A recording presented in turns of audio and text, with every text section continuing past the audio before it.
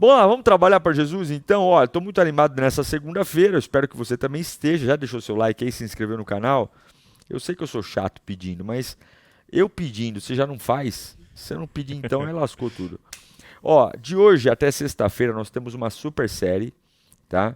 E eu vou estar intercalando, eu quero convidar você, porque essa semana eu também estou em Israel, tá? Então você vai estar me acompanhando aqui no canal e corre no meu Instagram para você saber tudo o que está acontecendo em Israel. Eu vou mostrar para você, dia após dia, o que a gente vai viver na Jordânia, o que a gente vai viver em Israel. Vou fazer algumas orações de lá. Vamos trazer alguns momentos espirituais muito bacanas. Então, fica ligadinho no meu Instagram essa semana, mais do que o normal, nos stories. A gente vai ter muito conteúdo bacana para te abençoar. E, se você quiser ir comigo ano que vem para Israel, vendo tudo lá, 2026 já estamos com a caravana aberta. Agora não é mais Jordânia e Israel, agora é Egito e Israel. E Egito é outra parada, né? Subir o Monte Sinai. Eu estou fazendo academia para subir o Monte Sinai com você. Certo, produção? Certo, pastor. Então é isso aí. A nossa série de hoje, paralelo com Israel, a gente vai falar essa série até o final da semana, até sexta-feira, é saber o que Deus pensa a seu respeito. Tem muita mentira sendo pregada como verdade. Tem muita coisa que não está na Bíblia e, infelizmente, pela forma rasa como a gente conhece a palavra, somos enganados, ludibriados e vemos valores que nunca deveriam ser aceitos, formando uma geração de cristãos completamente deformados, por pura ignorância, por pura incompreensão de quem são.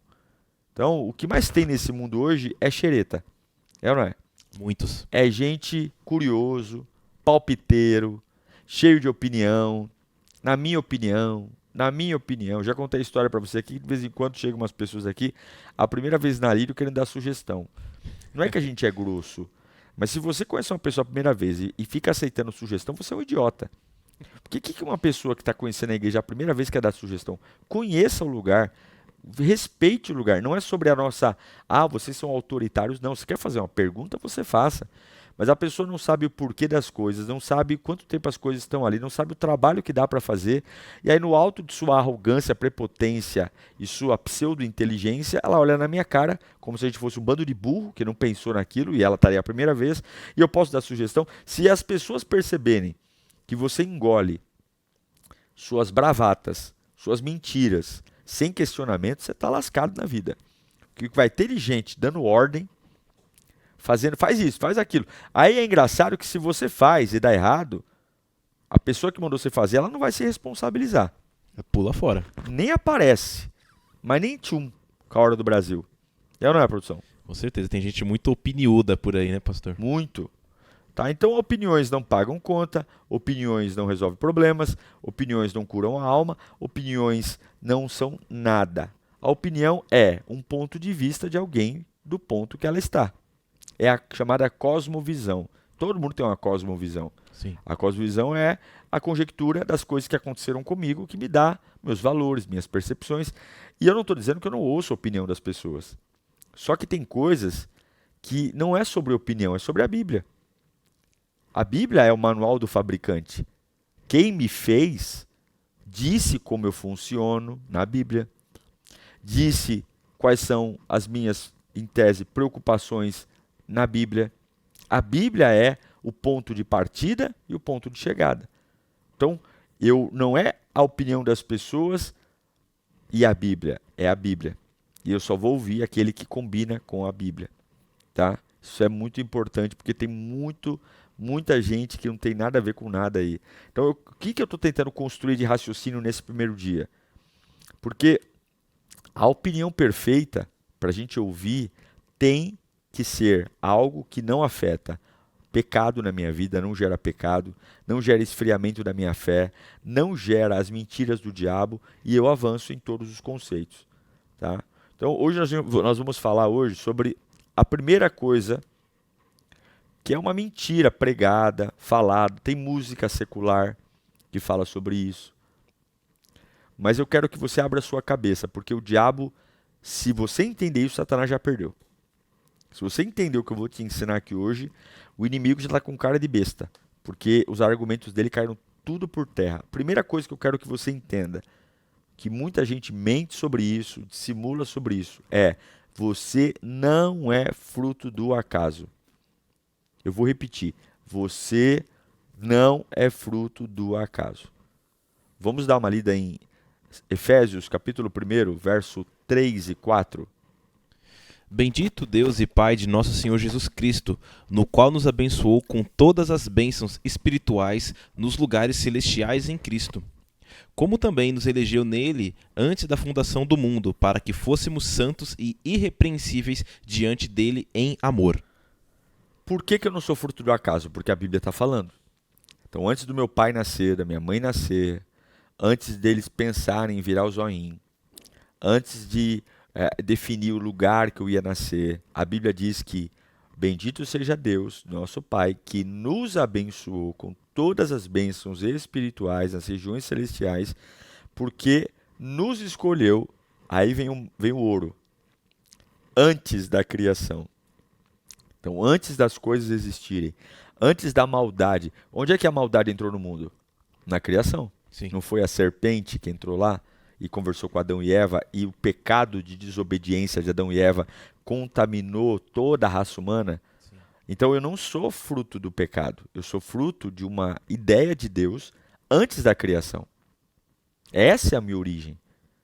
Então, por mais que seja complicado a forma como você nasceu, por mais desajustado que seja o seu lar, você tem que começar a treinar a sua cabeça para crer na Bíblia. Crer na Bíblia. Ah, meu pai me abandonou, eu vivi no orfanato, né? A gente tem muitas crianças traumatizadas porque sofreram abuso. E, infelizmente, pessoal, o pecado ele é um negócio pavoroso. Mas eu preciso treinar a minha mente, porque se eu achar que a resposta do meu nascimento está nas circunstâncias que eu vivi, vai chegar um momento que eu vou desistir de viver. Se eu tentar encontrar o sentido da minha existência no pai que tive, na mãe que tive, eu particularmente, se eu fosse buscar o meu sentido nesse conceito, eu estou muito bem. Meu pai e minha mãe são maravilhosos. Mas a gente sabe que isso é uma exceção. E teus pais são maravilhosos? Com São você? bons, pastor. Graças Então, a Deus. é isso. Mas a gente sabe que não é uma regra. Não é. Tem criança que sofre. E aí, se você já ouvir, né, testificações de pais que não sei se você que está me assistindo já ouviu, mas pais que no alto de sua raiva, descontrolados, né? Infelizmente tem muitas pessoas que são desprovidas de qualquer inteligência emocional. Então, na hora do nervoso, fala para o filho: você não deveria ter nascido, né? Você foi um erro, você foi um preservativo que não deu certo, um anticoncepcional que falhou, né? Se nós não vamos para a Bíblia, o que uma criança dessa vai pensar? Que ela é um erro. Então essa é uma mentira que o diabo conta, porque a contraproposta é: eu vim antes de Gênesis. Eu nasci antes de Gênesis. Então como é que eu me livro de tudo isso? Vou te dar algumas dicas aqui, porque eu, Diego Menin, não sou fruto do acaso. Eu, Diego Menin, não sou fruto de uma decisão de um casal que acabou de se casar. Não, eu sou fruto de um sonho de Deus. Então eu sei que se Deus é perfeito em tudo que faz, se Deus é fiel em tudo que faz, eu não tenho medo de viver a vida que tenho que ter. Deus tem, em algum lugar da minha vida há um propósito maior do que eu posso imaginar. Em algum lugar da minha vida Deus tem um plano. Eu não vou ficar chorando pitanga. Não é sobre ser um super-homem, uma super-mulher, mas eu vou buscar o propósito que Deus tem para mim, porque Deus não dá ponto sem nó. Deus não erra.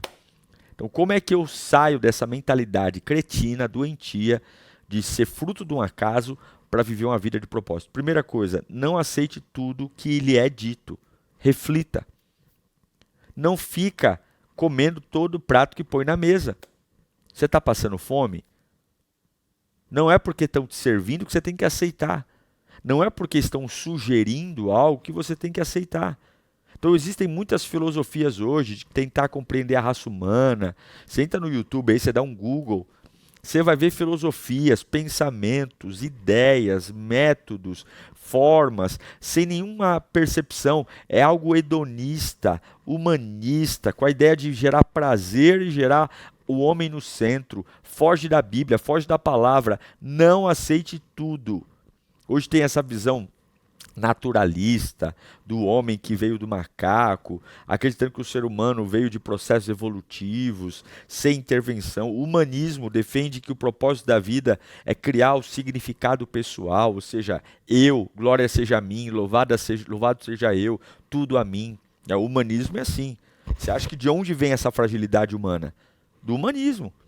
O camarada ele tem uma autoestima tão elevada, ele acha ser tão bom, tão completo, que quando Deus coloca os limites, ele paralisa. Então, a gente vive uma fase humanista hoje. Todo mundo quer buscar o autodesenvolvimento, todo mundo quer aprender, todo mundo quer ter uma moralidade e um senso de comunidade muito grande. Né? Aí vem o hedonismo, que é a ideia do prazer como existência. Se te faz feliz, vai lá. Se te dá prazer, bora. Né? Então, se me faz feliz é um direito. Né? Então eu não tenho freio. Te faz feliz? Vai. Assinado capeta, Satanás. É assim que a gente vê hoje. Né? E Deus é aquele que reprime. Né? Deus é aquele que reprime você. Deus não te reprime. Mas não tem como você tratar um doente dando Danone, dando sucrilhos o tempo todo. O remédio é amargo. Não tem como Deus nos fazer sermos aptos para morar com Ele com uma natureza tão encharcada do que não presta como a nossa. Romanos 3:23, todos nasceram e todos pecaram e todos nasceram destituídos. O movimento de Jesus é nos trazer para a glória de Deus. E é uma limpeza. Então, hoje as pessoas elas não toleram mais a dor, não toleram mais processos, não querem mais crescer no degrauzinho, no tijolinho. São todos movimentos muito rápidos, muito intensos, muito críticos. Jovens que não querem trabalhar para ganhar um salário mínimo, porque um salário mínimo é muito pouco. Né? Para quê? Vou viver de Bolsa Família. Não, né? Tem muita gente que é a meta da vida da pessoa. Ter mais um filho para ter mais aumento no Bolsa Família. É triste, né? Porque eu não acredito em nenhuma fonte de renda advinda de um outro recurso que não seja o trabalho. Então, por exemplo, eu não acredito que se você pega o dinheiro e põe na bolsa de valores e acha que vai aplicando, chega um dia que você vai ter uma renda passiva. Pode até ser, mas eu acredito que você pode aplicar, mas esperar que a bolsa de valores sustente você e que o mercado de trabalho trabalhe para você, não, trabalhe. Vai gerar um produto, vai gerar um comércio, vai gerar um estudo, vai prestar um serviço, vai construir algo. Eu acho que a meritocracia, a ideia de você gerar com aquilo que tem, isso te dá uma renda e te dá um avanço muito bom. É focar, e eu não estou falando de volume de dinheiro aqui, eu estou falando de bem-estar, eu estou falando de se sentir útil. Eu tenho muito medo daquilo que eu quero confiar que não passa pelas minhas mãos e na dependência de Deus. Então, nenhuma dessas duas visões, seja o humanismo como o hedonismo, propõe uma vida eterna, uma vida em Cristo. Né? Então, é uma razão para um bem coletivo, que é o humanismo. Então, eu entendo a minha sociedade, entendo a minha origem. E o hedonismo é suave na nave, de boa na lagoa. Tô cheio de prazer, né? Tô cheio de prazer. Então, algumas dessas ideias parecem até ser boas, porque no curto prazo elas respondem a algumas angústias da alma, mas elas não levam você a lugar nenhum. Então, quando chegar alguém com fala mansa, historinha, conversinha, vem aqui, olha, vamos entender, vamos filosofar. Eu tenho medo desse filosofar. Tá filosofando muito, vai ler a Bíblia. Cuidado, pare e pense, não engula tudo que colocam no copo. Não coma todo o prato que põe na mesa. Seja como Daniel, na Babilônia. Ele não se contaminou. E a Bíblia diz que ele foi mais inteligente pelo menos 10 vezes que os outros. Segunda dica, para você entender que você não é fruto do acaso. Combata a mentira com a verdade. A mentira, ela sempre vai tentar ludibriar. Agora, olha lá Lucas, capítulo 4, do 1 ao 3. Vai lá, produção. Diz assim: E Jesus, cheio do Espírito Santo, voltou do Jordão e foi levado pelo Espírito ao deserto. E 40 dias foi tentado pelo diabo, e naqueles dias não comeu coisa alguma, e terminado eles, finalmente teve fome. E disse-lhe o diabo: Se tu és o filho de Deus, dize a esta pedra que se transforme em pão. E Jesus lhe respondeu, dizendo: Está escrito que nem só de pão viverá o homem, mas de toda a palavra de Deus. E o diabo, levando-o a um alto monte, mostrou-lhe um momento do tempo todos os reinos do mundo. E disse-lhe o diabo: Dar-te-ei a ti todo este poder e a sua glória, porque a mim me foi entregue, e dou-o a quem eu quero. Portanto, se tu me adorares, tudo será teu. E Jesus respondendo disse-lhe: Vai-te para trás de mim, Satanás, porque está escrito: Adorarás o Senhor teu Deus, e só a ele servirá. Levou-o também a Jerusalém, e pô-lo sobre um pináculo do templo, e disse-lhe: Se tu és o filho de Deus, lança-te daqui abaixo. Porque está escrito: Mandará os seus anjos acerca de ti, que te guardem, e te sustentarão nas mãos, para que nunca tropeces com teu pé em alguma pedra. E Jesus respondendo disse-lhe: Dito estás, não tentarás ao Senhor teu Deus. E acabando o diabo toda a tentação, ausentou-se dele por algum tempo. Olha que lindo isso aqui. O diabo, ele é manipulador, ele é mentiroso, ele é um vagabundo mesmo, sem vergonha. E ele está tentando Jesus, é a minha frase, né? Se o diabo tentou enganar até Jesus, imagine você e eu que somos tontos. Mas como é que Jesus refutou e está nos ensinando, porque Jesus poderia refutar o diabo com um estalar de dedo, certo? Mas ele se sujeitou a bater papo com essa coisa ridícula que é o diabo, para nos ensinar também como é que a gente lida com esse assédio de mentiras, de situações que vêm realmente para trazer caraminhola na nossa cabeça. Jesus refutou todas as manipulações do diabo, e veja que as 3 tentações do diabo eram coisas que aparentemente davam um ganho para Jesus. A primeira tentação, qual foi? Para transformar a pedra em pão. Imagine, Jesus está 40 dias e 40 noites sem comer. O que ele mais quer no momento, ele está de forma física, é um pão. É comer alguma coisa. Então veja que a tentação, ela sempre está alinhada a uma necessidade que a gente externou, que o nosso adversário sabe. Como é que Jesus refuta? Com a palavra. A segunda tentação foi muito clara. Ele fala: olha, você está aqui, imagine Jesus debilitado no deserto, ele está começando o ministério dele agora, né? E essa ideia de, ele tem 3 anos e meio pela frente, mas o diabo está falando assim: para que 3 anos e meio? Já te dou toda a autoridade agora, todo o esplendor, eu dou para você. Para que você vai se sujeitar a ganhar pouco? Para que você vai se sujeitar ficar como todo mundo aí, fazendo o que todo mundo faz? Não, vamos acelerar isso aí. Vamos acelerar? Não é mais ou menos o que acontece hoje? As pessoas não têm paciência. Sim. As pessoas trocam o sólido, que é menos impactante, menos glamour, por algo que é... Mas da mesma forma que vem, vai. Jesus fala: não. Não vou. Está escrito: só a Deus vou adorar e prestar culto. Aí ele pega, leva Jesus, coloca Jesus na parte mais alta do templo e fala: ó, você não quer autoridade? Então faz o seguinte, vamos fazer um negócio, vamos testar para ver se realmente se joga daqui do pináculo. Vai lá, pula aí, vamos mandar os anjos para trabalhar, né? Se você realmente é o filho, se você é filho, né? Se você é o filho, veja, Jesus é o filho de Deus? Sim. É, mas ele está colocando em questão. É como se fosse assim: prova que você é. Você não precisa provar. Você não precisa provar que você é filho de Deus. O fruto vai mostrar. A maior prova que Jesus é o filho de Deus é que ele não pecou, não é pulando do pináculo. A fé não é tipo se joga. Que se joga? Que bagunça, que baderna é essa? Se joga. Tem um monte de gente se jogando aí. Não vou me jogar coisa nenhuma não. Então Jesus venceu todas as tentações respondendo com a palavra. Agora, se nós não conhecermos a verdade, provavelmente uma dessas tentações nós vamos cair. Então, sempre refute a mentira com a verdade. Quando vier aquelas conversas, né? Ah, você tem que entender quem você é, vamos fazer uma regressão, vamos fazer um negócio aqui, né? Um Paranauê aí para você descobrir sua identidade. E tá cheio de igreja com macumba gospel aí, meu filho. o que tem de igreja evangélica, que uma casa de umbanda tá mais sério do que igreja, né? Porque é a candomblé, Candomblé. é as candomblé da vida. Meu filho, olha.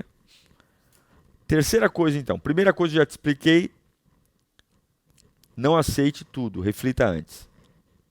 Segundo, combata a mentira com a verdade. Terceiro, permita que a palavra esteja não só na ponta da sua língua, mas na tábua do seu coração.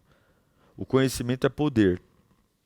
Conhecer as coisas te dá poder. Agora, saber e não fazer é a mesma coisa que não ter nada, não saber nada. Sabe qual a diferença minha para um médico que não exerce medicina? A diferença é que ele tem o conhecimento sobre a causa, mas ele não exerce. Mas qual a diferença? Nenhuma. Nenhuma. Ele conhece um monte de coisa, mas o que ele está fazendo hoje? Nada. Nada. Qual a diferença que ele tem para ele? Nenhuma. Nenhuma. Não tá Ele só fazendo vai nada. se destacar Fazendo. se ele pegar o conhecimento dele e aplicar. O conhecimento é o que a gente ouve muito. Ai, meu marido é uma bênção, pastor, conhecedor da palavra, mas está em casa com a busanfa no sofá, assistindo televisão. Você devia ter vergonha de falar, porque saber e não fazer é não saber. É a mesma coisa.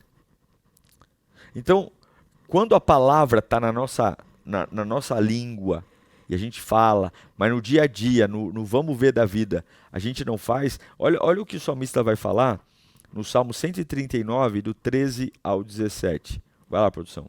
Pois possuístes as minhas entranhas, cobristes-me no ventre da minha mãe. Eu te louvarei porque de um modo assombroso e tão maravilhoso fui feito. Maravilhosas são as tuas obras, e a minha alma o sabe muito bem. Os meus ossos não te foram encobertos, quando no oculto fui feito, e entretecido nas profundezas da terra. Os teus olhos viram o meu corpo ainda informe. No teu livro todas essas coisas foram escritas, as quais em continuação foram formadas, quando nem ainda uma delas havia. E quão preciosos me são, ó Deus, os seus pensamentos, quão grandes são as somas deles. Isso é incrível. É incrível porque o que o salmista está revelando aqui? Que ele tem uma consciência de que ele foi feito por Deus de uma forma especial, admirável. Ele está falando, olha, eu sou obra das tuas mãos, os meus ossos ficavam escondidos em ti, quando em secreto fui formado, os meus olhos te viram. E ele vai dizer, ó, quão são preciosos para mim os teus pensamentos. Ele está dizendo o seguinte, a minha vida, Senhor, ela é para te glorificar. A minha vida, Senhor, é para exaltar o teu nome. A minha vida é para bem dizer. Ele não usou um poema inspirador para olhar e valorizar a si mesmo, mas para dizer, Deus, a forma como o Senhor me faz enxergar a vida. Tudo que eu tenho é para ti. Tudo que eu tenho é para a tua presença. Então o que eu estou querendo dizer para você? Conheça a palavra e permita que a palavra te dê sentido de vida. Para de ser boi de piranha, de ficar sendo Maria vai com as outras. A palavra precisa nos dar solidez, engrossar o caldo do feijão, parar de ser bosta na água, que é levado para todo lado, é ter firmeza. Bíblia, refute a palavra. A gente fica ouvindo cada groselha e fazendo do nosso ouvido pinico, meu. Aí depois fica com crise existencial. Eu não sei se Deus é real. Eu não sei se Deus... Como tem esse monte de desigrejado hoje, falando um monte de groselha. Que tem hoje de desigrejado na internet. Gente amargurada. Você bate o olho e você fala assim, o cara é infeliz. O cara é infeliz. Pega uma pessoa na casa de Deus, que serve a Deus, olha para a cara dessa pessoa, puf. Pega o desigrejado, amargurado, infeliz, que a vida do cara é falar mal de quem está na igreja. Olha para a cara dele. Não estou nem falando de espiritual, não. Demônio, nada disso. Estou falando só olhar. Você vai perceber que tem um buraco lá dentro. Um vazio. Um vazio enorme. É ou não é? Com certeza, pastor. E o problema não é nem o cara só ser desigrejado, ele realmente querer convencer as pessoas que estão na igreja, praticando a palavra, de que aquilo é errado, que ele é o dono da verdade. Isso é o chamado colônia de crise. É quando você tem uma fragilidade, mas você quer criar um grupo de fragilidades para a sua fragilidade não te machucar tanto. Sim. Então você quer criar um grupo de pessoas que, porque você é igual a outros assim, você consegue conviver melhor com isso. E é muito triste. Muito triste. Mas quando a gente conhece a palavra, a gente passa a ter maturidade, força. Coloca para mim Hebreus 4:12. Porque a palavra de Deus é viva e eficaz, e mais penetrante do que espada alguma de 2 gumes, e penetra até a divisão da alma e do espírito, e das juntas e medulas, e é apta para discernir os pensamentos e intenções do coração. Então a gente vê, ao longo da história, faculdades, centros filosóficos, tentando entrar na cabeça do homem e dissipar ideias, filosofias, dando um propósito sem considerar a vontade de Deus. Eu acho que talvez essa é a maior tentativa da ciência. Dizer que o homem é capaz de se conhecer, conhecer o mundo, conhecer a sociedade, conhecer seu futuro, colocando Deus em paralelo, colocando Deus de lado. Isso é um grande erro, um grande equívoco, porque nós precisamos compreender, como diz a palavra que é eficaz, penetra na alma, na junta e medula, e ela julga as intenções e pensamentos do coração. A palavra coloca a gente no eixo. A palavra traz a gente para o prumo. A palavra de Deus nos dá direção. E tudo que você precisa está na Bíblia. Desde provérbios, que são conselhos, e é tão bom ler provérbio que a gente percebe o quão tolo a gente é. Os salmos, que são adorações e sentimentos dos homens. A história bíblica, que mostra a forma como Deus agiu no passado, que continua agindo nos dias de hoje. Ele não pode ser diferente de uma geração a outra. É só seguir os passos de Moisés, de Abraão. É só ver o que aqueles homens fizeram para alcançar o que eles receberam de Deus. É a palavra. Então, diante disso, a gente tem que estar atento, porque o diabo, ele não pode nada. A única arma dele é mentir. É mentir e dizer o seguinte: se eu te afasto da verdade, se eu crio um factoide na tua cabeça que, de alguma forma, direta ou indireta, faz você pensar errado ao que é a palavra, você não é abençoado. Você adoece. Então guarde a palavra no coração. Escreva no chat: eu não sou fruto de um acaso. Eu não sou. Eu não sou. Então perdoe teu pai, perdoe tua mãe, porque antes deles se conhecerem, antes das maldades que você acha que passou, quem chegou primeiro foi o Senhor. É ou não é, produção? Com certeza. Deus, ele sempre... Deus, ele nos cria já com um propósito definido. Não é a situação da vida ou o que aconteceu entre os nossos pais, a forma como a gente foi concebido, que vai definir o nosso final. Mas é Deus com um propósito estabelecido antes da criação. Muito bem. Tem saque menin aí? Temos sim, pastor. Bora pro saque menin, roda aí.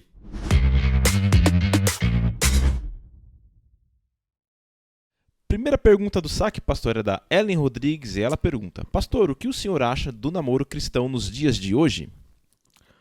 Olha, eu acho que namoro é um negócio novo, né? Antigamente não se namorava, antigamente, até biblicamente falando, havia uns arranjos familiares, né? Namoro é um negócio novo. E até um negócio meio ocidental aqui, que no Oriente ainda não tem namoro. No Oriente ainda as famílias, elas casam, dotes, né? O namoro é um negócio muito da liberdade do Ocidente.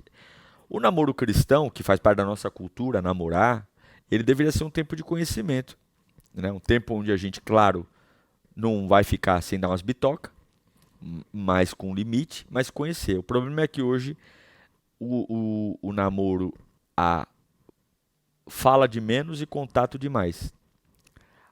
Aí depois que casa, fala demais e contato de menos. Só que essa fala demais é descobrir tarde demais que talvez aquela pessoa que eu estou casando é um estranho, é uma pessoa que não combina comigo, que não tem os mesmos objetivos que eu, é julgo desigual. Então, se eu puder te dar uma dica, namoro cristão é assim, santidade, mas conhecimento até a exaustão. É conhecer tudo, é testar. Não dá para ter certeza, porque tem coisas que só vão descobrir com o tempo, mas o básico tem que ter certeza. O caráter, o gosto, a preferência, o temor a Deus. E qualquer incompatibilidade não joga para resolver no casamento, porque não vai resolver. Tem que resolver no namoro. Então, eu creio que o namoro cristão é muito importante E digo que muitos casamentos hoje dão errado porque os namoros foram sucateados, né? Lamentavelmente. Próximo. Próxima pergunta é da Érica do Vale e ela pergunta: Pastor, por que só alguns recebem o dom de falar em línguas? Olha, a Bíblia diz que a gente tem que buscar os dons com afinco, ou seja, com muita vontade. Porém, o que é o dom? Um dom é um presente. Um presente dado por Deus. A palavra dom vem de dádiva, presente. Então, assim, Deus escolhe para quem dá. A gente tem que buscar. Mas eu vou ter tudo o que eu quero? Não. Então Deus sabe o porquê, Deus conhece o meu coração. Agora, o que eu digo para você é o que a Bíblia diz. Continue buscando constantemente. Se é uma coisa que você quer receber, continue buscando. Deus sabe quando te dá o dom, como te usar. Porque a verdade é que os dons são dados por Deus para o aperfeiçoamento da igreja. O único dom que é realmente dado para nós é o dom de línguas. Mas continue buscando agora. É um presente. O presenteador sabe a hora de dar o presente e se ele quiser dar o presente. Não, né? Se ele tiver afim de dar, né? Se ele tiver na vibe. Se não... É isso aí, produção. É isso aí, pastor. Vamos orar? Deus, obrigado por esse programa, obrigado por esse encontro, obrigado por nos trazer a Tua palavra. Senhor, como é bom saber a verdade sobre nós mesmos. Não somos frutos de um acaso, frutos de mentira, frutos, Pai, de erros, de situações não controladas, mas somos frutos do Senhor. Nascemos antes da criação. Pai, eu oro por aqueles que estão perdidos, por aqueles que estão em conflitos internos, aqueles que perderam sua identidade. Eu peço que o Senhor os cubra com o seu poder e com o seu amor. Dê a eles graça, discernimento, poder, unção, vitória, firmeza. É o que eu te peço em nome de Jesus. Amém. E graças a Deus.